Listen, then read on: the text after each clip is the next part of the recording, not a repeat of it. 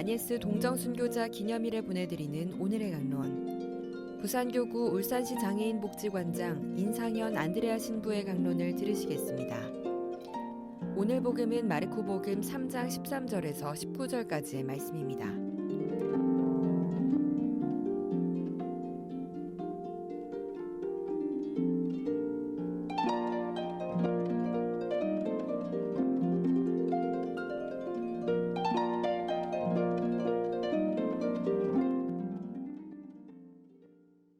그때에 예수님께서 산에 올라가시어 당신께서 원하시는 이들을 가까이 부르시니 그들이 그분께 나아왔다. 그분께서는 12를 세우시고 그들을 사도라 이름하셨다.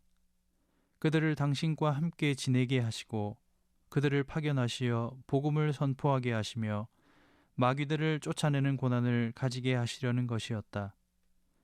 이렇게 예수님께서 12를 세우셨는데 그들은 베드로라는 이름을 붙여주신 시몬, 천둥의 아들들이라는 뜻으로 보아네르게스라는 이름을 붙여주신 제베데오의 아들 야고보와 그의 동생 요한, 그리고 안드레아, 필립보, 바르톨로메오, 마테오, 토마스, 알페오의 아들 야고보, 타데오, 열혈당원 시몬, 또 예수님을 팔아넘긴 유다 이스카리옷이다. 부산 가톨릭 평화방송 청취자 여러분 안녕하십니까? 복음서를 읽어보면 예수님을 따라다니던 많은 제자들이 있었다고 합니다. 예수님은 이 많은 제자들 중에 12명을 골라 사도로 뽑으셨다고 오늘 복음은 전합니다.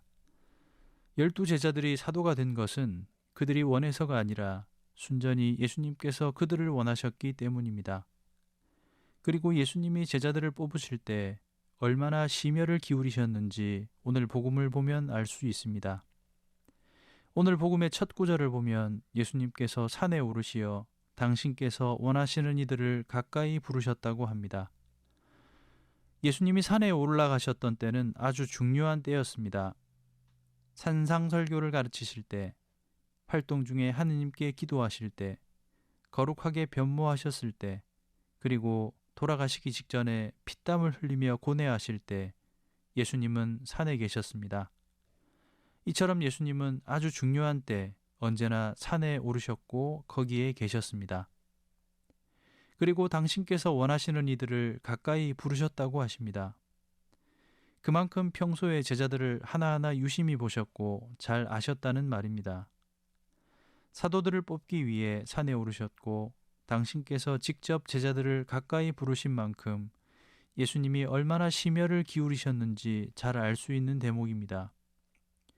그리고 예수님이 제자를 뽑는 모습은 오늘날 많은 직장에서 신입사원을 뽑는 모습과는 무척 다른 모습입니다.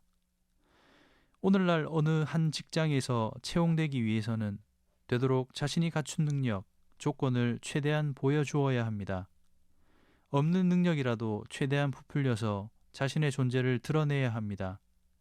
그리고 채용될 사람에게는 그 일에 대한 열의도 있어야 합니다. 그런데 예수님의 12제자들을 세상의 눈으로 보면 그리 뛰어난 이들이 보이지 않습니다.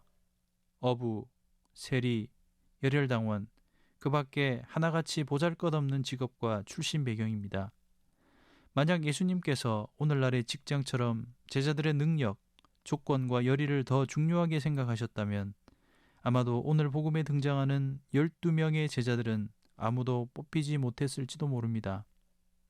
오늘 우리가 주목해야 할 부분은 바로 예수님께서 사도들을 뽑으신 첫 번째 이유, 즉 예수님이 제자들과 함께 지내기 위해서였다는 것입니다.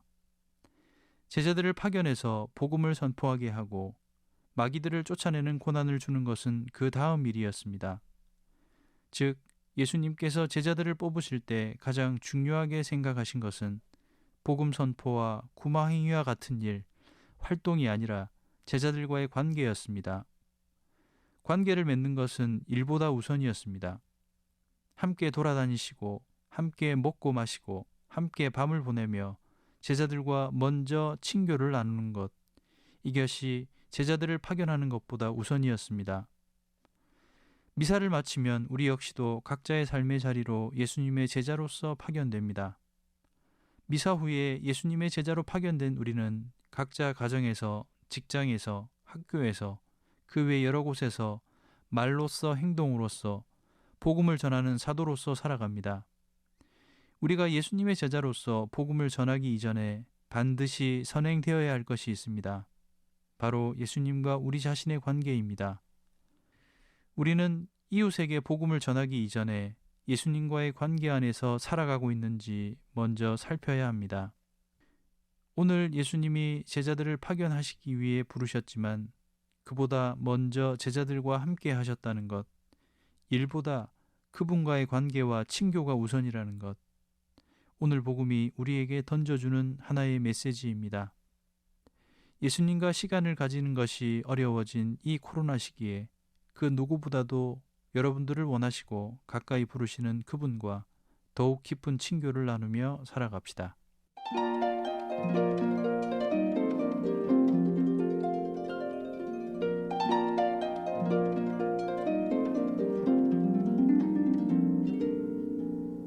지금까지 부산교구 울산시 장애인 복지관장 인상현 안드레아 신부의 강론을 들으셨습니다.